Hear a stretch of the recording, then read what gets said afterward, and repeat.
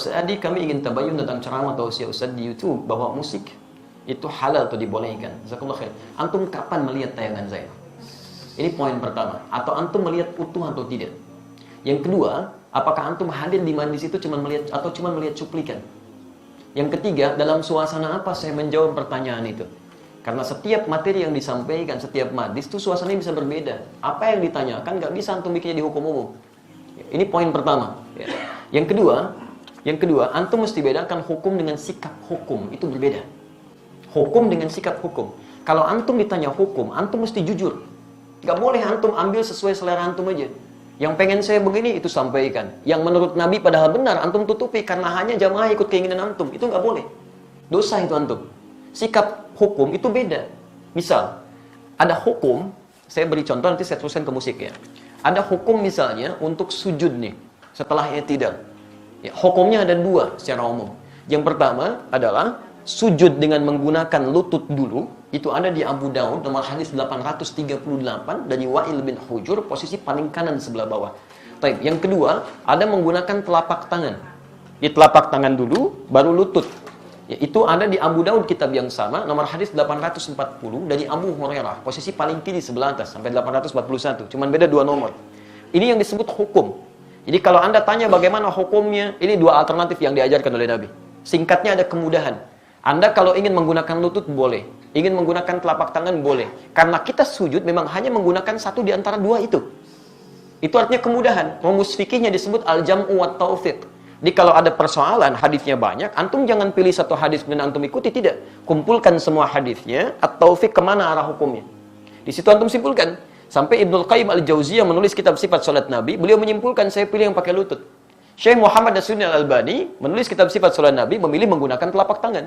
Jadi kalau antum ngajinya menggunakan kitab sifat salat Nabi Syekh Al-Albani, pasti pakai telapak tangan itu. Lihatnya. Kalau antum baca kitab Syekh Ibnul Qayyim al-Jauziyah, Masya Allah akan menggunakan lututnya. Nah, dua-duanya dipraktikkan. Nah, jadi kalau antum menggunakan lutut benar, menggunakan telapak tangan benar, yang salah itu ya menggunakan selain keduanya. Bisa pakai kepala duluan gitu kan? Itu kan keliru. Ya. Dan diantara yang pakai kepala duluan belum apa-apa sudah rame gitu kan? Lihat orang pakai telapak tangan disebut ini salah nih, yang benar pakai ini. Mungkin antum ngambil salah satu aja. Dan yang tidak tepat ketika Anda mengajarkan pakai telapak tangan atau pakai lutut, Anda mengatakan ini yang lain salah nih, yang benar pakai ini. Hadisnya dhaif. Antum berani mendaifkan Syekh Ibnul Qayyim al-Jauziyah, antum siapa? Kan? Antum mengatakan yang pakai telapak tangan salah, antum di mana makamnya Syekh Al-Albani? Jadi jangan sampai kita yang belum tentu hafal hadisnya jadi pada rame. Hadisnya aja nggak tahu gitu kan? Ya itu hukum. Adapun sikap hukum itu pilihan antum terhadap hukum. Antum bersikap ingin menggunakan lutut silahkan. Bersikap ingin menggunakan telapak tangan itu silahkan, itu nggak ada masalah di sini. Jelas di sini? Nah sekarang dari pemahaman ini, mari kita tarik kepada pertanyaan tadi. Musik apa sih hukumnya? Apa dulu musik tuh? Antum kenali dulu. Apa dulu musik? Jangan-jangan ribut masalah musik, antum sendiri nggak kenal musik. Antum menghukumi musik, handphone antum sendiri banyak musiknya. Ringtone, tone itu kan musik. Begitu bunyi, musik itu haram. Bunyi, ting-ting, gitu kan? Masya Allah. Haram semua tuh di HP antum tuh. Antum harus kenali dulu apa itu, gitu kan? Musik itu segala suara yang menghasilkan irama. Ingat ya, kami alhamdulillah saya sampai S2 itu spesialis saya di bahasa Arab. Saya senang tafsir Quran. Saya sangat cinta Quran, ya. Dan alhamdulillah untuk memahami Quran saya harus paham bahasa Quran. Maka saya belajar di bahasa itu. Dan turunannya nanti ada pembahasan tentang syair. Yang di syair itu salah satu subbabnya pembahasan tentang musik. Karena unsur dari syair itu musik, salah satunya. Musik segala suara yang menghasilkan irama. Jadi setiap suara menghasilkan irama itu disebut dengan musik. Jelas di sini? Ini dibagi dua nanti. Ya. Yang pertama, ada yang tidak menggunakan alat. Jadi suara. Dan orang Arab sudah terbiasa tentang itu. Maka ketika mereka membuat syair, di antara unsur syair itu salah satunya musik. Kalau antum belajar jurusan bahasa Arab, berbicara tentang syair itu pasti itu akan belajar itu. Di antaranya ada irama, musik di situ. Kalau diturunkan ada 16 rumus, disebut dengan bahar di ilmu arud. Ada bahar tawil, ada madid, ada rajaz, ada macam-macam. Dan sejak zaman jahiliyah sudah ada.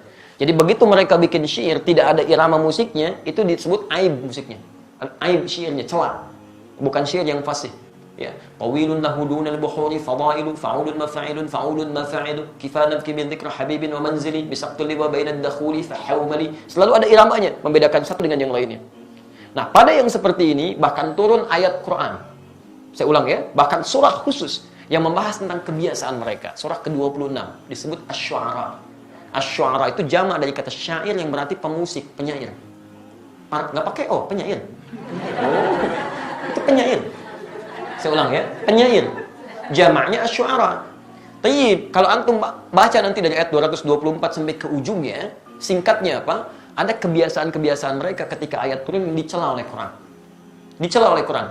Wasyu'ara yattabi'uhumul ghawun, dan para penyair itu seringkali menghadirkan hal yang tidak bermanfaat. Wahum fi kulli wadin yahimun, ada yang datang ke lembah-lembah nyari inspirasi sehingga ibadah ditinggalin. Datang ke lembah, jadi apa Pak? Jadi ilham. Kan ilham tetangga Bapak. Oh enggak, saya di sini. Jadi itu, jadi inspirasi, nulis macam-macam. Sehingga maaf, kebaikan-kebaikan diabaikan. Kan sholat tertinggal, macam-macam tertinggal. Zaman jahiliyah banyak yang begitu. Sehingga ketika zaman Islam dibedakan. Yang seperti ini ada banyak manfaatnya. Bahkan ada yang menuduh Nabi SAW. Ada yang menyerang Nabi dengan syair. Banyak. Ada Zuhair bin Abi Salma sebelum dia taubat. Nyerang Nabi itu. Disebutkan begini, dan sebagainya. Apa yang terjadi? Sisi lain, banyak juga penyair muslim. Di antaranya Hasan bin Sabit. Hasan bin Sabit bahkan langsung disebut sebagai syairun Nabi. Seorang penyair yang membela Nabi SAW. Jadi begitu di sudut sana mencela Nabi, di sini kemudian membalas dengan membela Nabi SAW. Dan tidak sedikit pembelaan itu dihasilkan lewat syair. Yang seperti ini langsung disanjung oleh Quran. Illal ladzina amanu, kecuali para penyair yang beriman kepada Allah Subhanahu wa taala. Yang dengan syairnya dijadikan untuk membela Islam dan mengangkat nilai-nilai kebaikan. Jelas sampai sini dulu? Ini sisi yang pertama. Jadi Anda bayangkan, Anda mesti fair di sini. Ada ayat yang mencela keadaan tertentu, ada ayat yang kemudian mengangkat nilai kebaikan di situ. Jelas? Bahkan Nabi SAW pernah kemudian meluruskan ketika seseorang memuji Nabi untuk mengkultuskan. Jangan sebutkan itu, sebutkan yang lain. Dan Nabi SAW ketika pulang dari perang Tabuk pulang, itu disambut dengan syair. Dan beliau diam. Tala'al badru alaina min thaniyatil wada'i, ya wajaba syukru alaina, mada'a lillahi da'i. Dan antum ada yang kemudian membuat dengan musik-musik kasidah itu. Itu asalnya kan itu syair. Ya, dari madid rumusnya. Tala'al badru alaina min thaniyatil wada'i wajaba syukru alaina mada'a lillahi da'i. Ada semuanya di situ. Ya. Sampai orang Arab itu Pak, jangankan masalah seperti itu, lihat binatang, lihat macam-macam, itu memang itu Masya Allah, itu langsung bisa bikin syair. Refleksnya syair. Itu lihat burung aja, burung bulbul lompat-lompat bikin syair. Al-Asma'i pernah bikin, cuma gara-gara burung bulbul lompat ke dahan-dahan bikin syair. Sautu safiril bulbuli hayyaja qalbi thamili al-ma wa zahru ma'a ma zahri lahzul muqali fa anta yasridi wa sayyidi wa mawlani fakam tajumuni ghajirin uqalqali qataftuhu min wadatin fi hadha ar-rajuli fa qala la faqad ghada muharmili wal walad wali waydani fa qultu la tuwalwili fa bayyinul lu'lu'ali qalat lahu hina kadha in hadadul muqali ka hatan ka kailali tabtaburi. Ada semuanya. Dia bikin itu. Dan dalam suasana membikin itu Nabi biasa saja. Jadi ketika buruk dicela oleh Nabi, ketika baik didiamkan oleh Nabi. Maka dari sini ulama sepakat dalam persoalan syair, musik yang berasal dari suara. Awas ya, berasal dari suara terbagi pada dua bagian. Ada yang dicela sampai tingkat keharaman ketika menjauhkan dari Allah Subhanahu wa taala, membuat diri lalai, makruh dengan kalimat-kalimat yang tidak pantas itu yang haram. Jelas? Tapi kalau yang dimaksudkan kalimat-kalimat kebaikan, sampai Imam Syafi'i punya syair disebut Diwan Asy-Syafi'i, ajakan pada kebaikan, ketaatan di situ, itu dibenarkan oleh para ulama. Tidak ada masalah di situ yang disebut dengan hukum boleh. Jelas di sini? Jadi pernyataan saya jangan di framing gitu kan, jangan dipotong seakan-akan Ustaz dibolehkan ini, kata siapa? Saya nggak pernah membolehkan itu. Hukumnya ada di Quran, turun sejarahnya, antum bisa lihat, ini yang tidak boleh, ini yang boleh. Sekarang alat musik. Bagaimana dengan alat-alat musik? Antum bisa perhatikan kalau munculkan hadis-hadisnya, ada yang langsung dicela, bahkan didekatkan dengan zina. Kan? Allah akan datang di masa nanti orang-orang menghalalkan zina, menghalalkan khamar dan menghalalkan alat-alat musik, gitu kan? Pernah dengar hadisnya? Tayyib, itu apa yang dicela? Hal-hal yang bisa menyesatkan kita pada keburukan, yang menjauhkan dengan Allah Subhanahu wa taala. Bahkan disebutkan oleh Nabi seruling itu bagian dari panggilan setan, gitu kan? Karena ketika dia digunakan banyak orang maksiat di situ. Ya, minum khamar, ada yang mabuk-mabukan, ada yang berzina, ada yang macam-macam.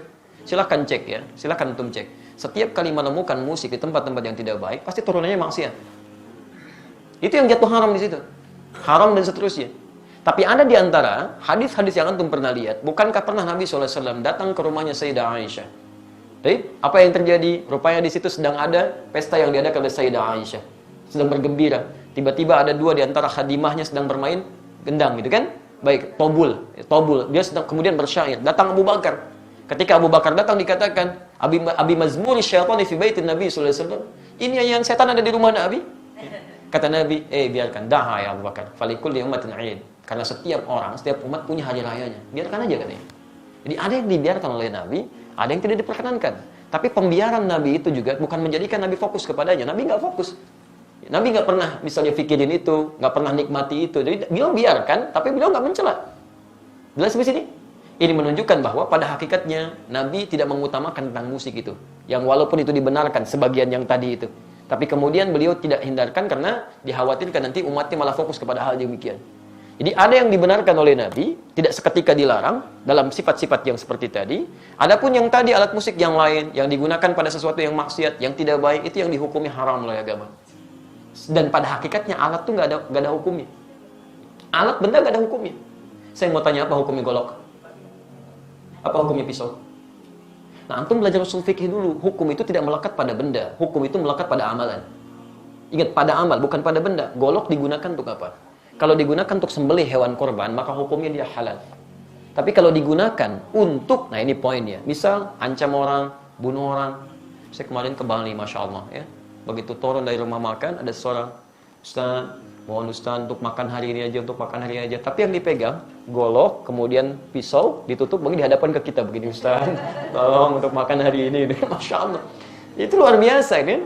Itu luar biasa. Dia meminta dengan cara yang tidak elok, gitu kan? Walaupun kita paham maksudnya dia butuh sesuatu. Tapi dia katakan, ini loh pisau saya. Ini golok saya, gitu kan? Itu nggak boleh seperti itu. Haram hukumnya golok digunakan demikian. Jelas ya? Jadi teman-teman, ketika saya ditanya hukum, saya jelaskan inilah hukumnya begini. Tapi kalau Anda tanya saya, apa sikap hukum saya? Kalau saya menjauhi itu. Saya jauhi gitu kan. Saya tinggalkan, saya jauhi. Sekalipun saya paham teorinya. Dan dari situ saya paham, orang barat mengambil rumus-rumus musik dari situ. Saya sampai hafal. Hafal saya rumus gitar, rumus piano, saya hafal. Karena mereka ngambil dari situ, saya pelajari itu. Tapi saya nggak pernah main begituan. Apakah kalau kita menghafal sesuatu, kalau tas disebut saya membolehkan? Belum tentu. C, D, F, G, B, C, D, F, C, D, F, G, D, F, G, A, B, C, D, A, B, C, D, F, G, A, F, G, A, B, C, D, E, B, C, D, F, B, C, D, A, B, B, C, D, A, B, C, D, A, B, C, D, A, B, C, D, A, B, C, antum aja belum tentu tahu tuh. Jadi kita membaca sesuatu bukan berarti kita masuk di dalamnya, tidak gitu kan? Untuk merumuskan rumus hukum yang boleh, yang tidak boleh. Antum mungkin biasa, tapi bagaimana dengan orang-orang yang profesi di dalamnya?